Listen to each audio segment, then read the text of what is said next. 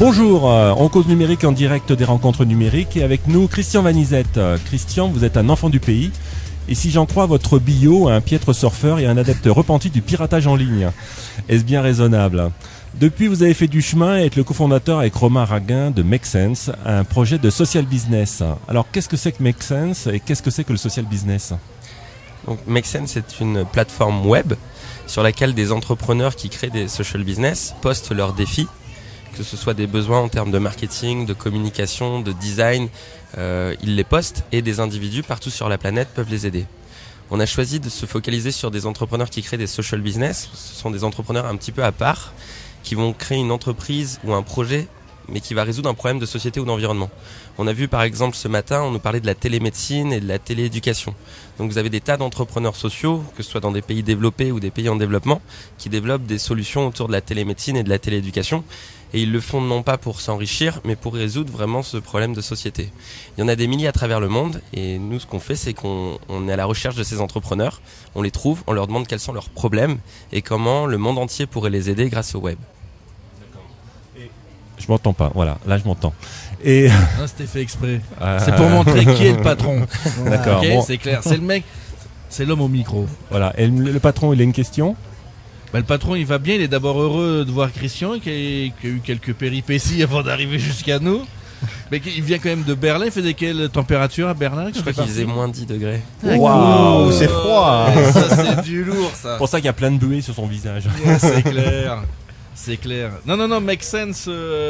Mais on vit comment de Make Sense ? Donc Make Sense c'est un projet open source. Je ne sais pas si vous êtes familier avec ce concept. Par exemple, les blogs WordPress sont un projet open source. Le système d'exploitation Linux est un projet open source. Wikipédia est un projet open source, c'est-à-dire qu'il est fabriqué par une communauté. Et le but n'est pas de faire de l'argent. Donc partout dans le monde, il y a ce qu'on appelle des membres de la communauté Make Sense qui font le projet et le réalisent. Et on est une fondation, une association de loi 1901 et on ne fait pas d'argent. Pourquoi les gens participent à fabriquer l'application web de Make Sense, à fabriquer les outils pour résoudre les défis de ces entrepreneurs sociaux, pourquoi ils passent du temps à essayer de les trouver partout sur la planète ? C'est d'abord parce qu'ils sont passionnés par ces thématiques et deuxièmement parce qu'ils apprennent énormément. Et donc, par contre, on s'est fait contacter par des grandes entreprises en France, type SFR, Suez, Orange, qui nous disent c'est génial ce que vous avez créé avec Make Sense, de mobiliser les gens partout sur la planète pour aider ces entrepreneurs sociaux à l'aide d'outils du numérique. Et on aimerait bien que vous fassiez la même chose, mais dans notre entreprise. C'est-à-dire qu'on installe vos applications et vos outils numériques, vos méthodes, pour résoudre non pas les défis d'entrepreneurs sociaux, mais pour que les collaborateurs, par exemple en interne, chez Suez ou chez Orange ou SFR, aident d'autres collaborateurs à résoudre leurs défis et que l'entreprise devienne plus agile, plus horizontale à l'aide des outils qu'on a développés dans Make Sense et aussi à l'aide de la philosophie de l'open source et des Creative Commons qui font que vous collaborez d'une certaine manière qui n'est pas encore vraiment à la mode dans les grandes entreprises. D'accord. Ça veut dire que parallèlement à ce que vous faites, on va dire dans la dimension sociale, vous êtes aussi une start-up ou vous êtes au stade d'incubateur, de pépinière Donc on a un modèle, ce qu'on appelle un modèle hybride. Vous avez à la fois une association de loi 1901 et en même temps une structure commerciale qui s'appelle Common Sense et qui a des liaisons avec Make Sense en termes de sponsoring et de give back à la communauté parce qu'elles utilisent certains des outils de la communauté. Actuellement on est incubé à l'incubateur de l'ESCP Europe, c'est une école de commerce à Paris. Et ça fait 6 mois qu'on travaille sur la branche commerciale et un peu plus de 2 ans sur la branche sociale qui est Make Sense. D'accord. Et qu'est-ce qu'on peut espérer qu'est-ce que tu espères en fait dans les mois qui viennent ? Quel serait pour toi le bon équilibre entre les deux entités ? Donc on a un gros problème, c'est que contrairement aux entreprises privées qui sont soumises à la pression de leurs actionnaires, nous on a en quelque sorte la pression de la communauté. C'est-à-dire que Make Sense se développe partout sur la planète à vitesse grand V. Il y a des événements aux 4 coins du monde et on a de plus en plus de gens qui utilisent nos outils et ça met un peu sous pression l'équipe de développement et de designers qui est composée d'ailleurs d'un autre Tahitien que tu as rencontré qui s'appelle Peter et ça les met un peu sous pression. Il faut développer les outils rapidement pour la communauté mais en même temps il faut que les sources d'argent arrivent et travailler avec des grandes entreprises ça met beaucoup de temps avant que les contrats soient signés et donc on a un peu ce jeu d'équilibriste à jouer. Mais encore une fois, on peut aussi compter sur cette communauté qui a énormément de designers et qui peuvent nous aider justement à améliorer la plateforme. Ok. Avant de poser la prochaine question, non, c'est juste pour prévenir Mister V. Soit il a une question. J'ai soit une question. C'est magnifique. C'est génial. Il a une question. Oui, tu nous as parlé de projets environnementaux. Je voudrais savoir quels projets ont été faits les années précédentes. Donc on a par exemple un entrepreneur qui marche très bien en Europe, qui s'appelle Jean-Michel Ricard et qui fait une entreprise sociale qui s'appelle Ciel Bleu. Donc ils se sont dit, les personnes âgées coûtent très très cher à la CPS en France, à la sécurité sociale, et parce qu'elles se blessent, elles se font des fractures à cause de leur âge. Et il s'est dit, pourquoi on ne prendrait pas le problème à l'envers, on va faire de la prévention, on va faire des séances, c'était des professeurs de sport, on va faire des séances de sport partout en France pour faire que 300 000 personnes âgées par mois fassent des exercices sportifs et réduisent le nombre de fractures par 50%. Donc c'est des millions et des millions d'euros d'économies pour la sécurité sociale en France. Et justement, un des défis de cet entrepreneur, c'était qu'il a donné à des designers via Make Sense, c'est comment est-ce qu'on fait pour inventer des outils que les personnes âgées pourraient utiliser pendant ces séances de sport et de formation, justement pour éviter d'avoir des fractures plus tard.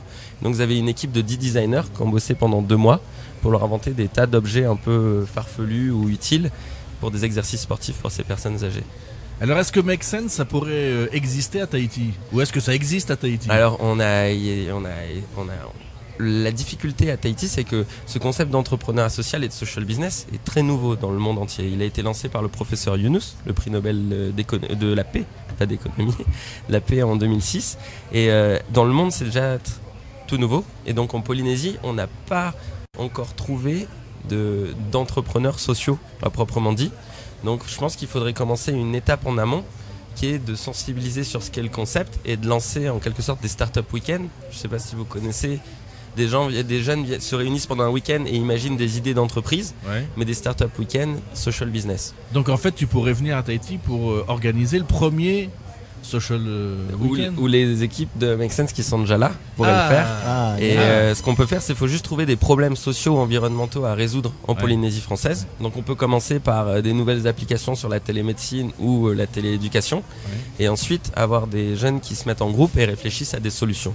Alors ici, il y a des noms qu'on peut contacter, des gens. Il y a Larry Chu qui est rentré, je crois, il y a 2 jours. Il y a Nelson Liao et il y a Herenui. D'accord.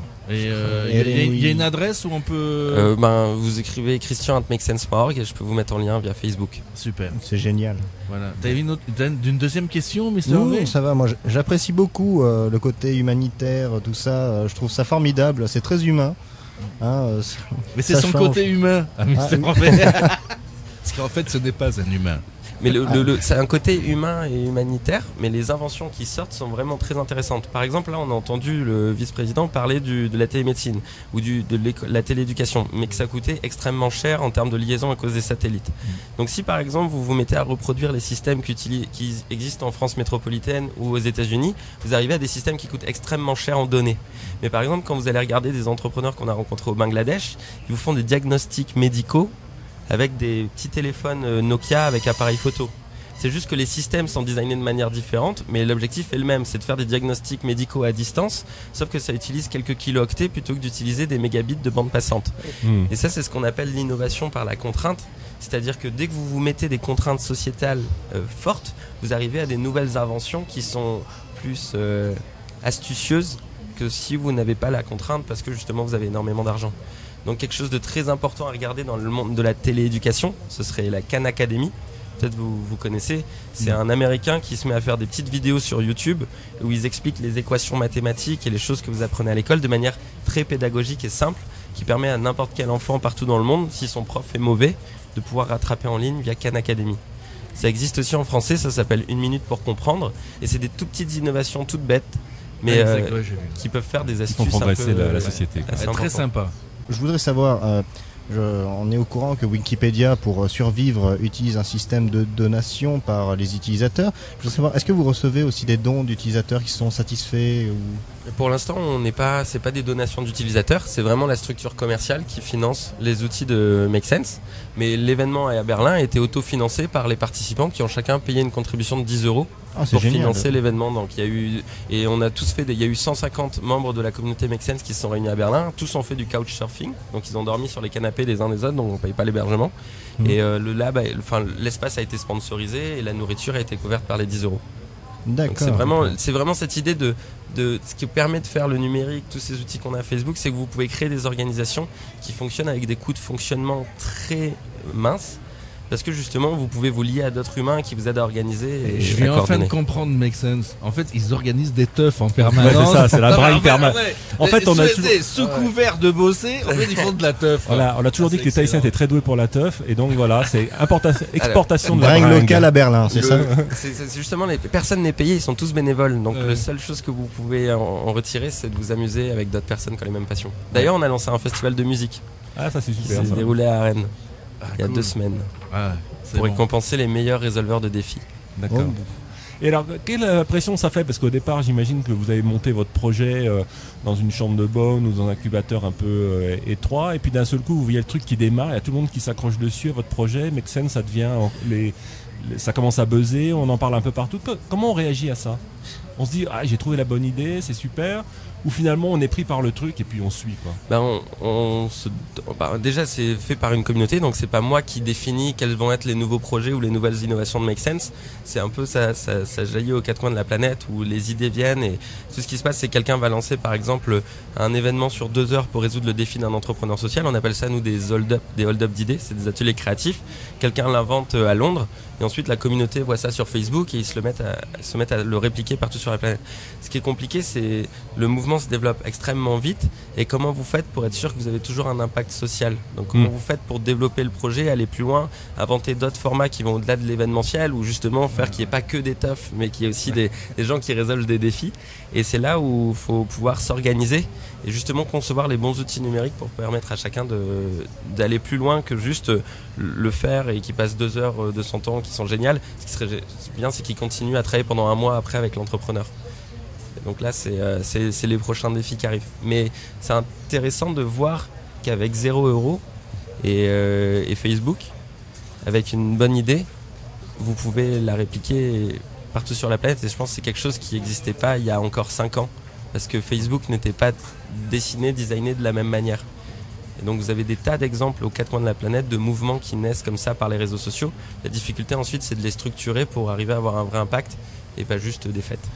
Qu'est-ce qu'il faudrait faire à Tahiti pour développer des initiatives comme Make Sense ou développer Make Sense, quoi? Ce qu'il faudrait faire, c'est vraiment... j'arrête pas de le citer en exemple, mais si vous prenez l'exemple des Startup Weekend, c'est génial pour sensibiliser les jeunes à l'entrepreneuriat, à la culture de l'entrepreneuriat. Vous les mettez un week-end ensemble, vous leur donnez des pizzas, des boissons, et vous leur donnez quelques problèmes à résoudre.